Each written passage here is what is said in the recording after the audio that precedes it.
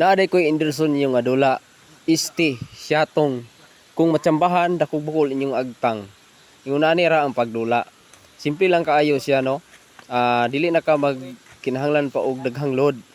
Anaora na nimo, oh, ligwat. Ligwat nimo na siya. Tapos saluon dito sa imuhang kalaban.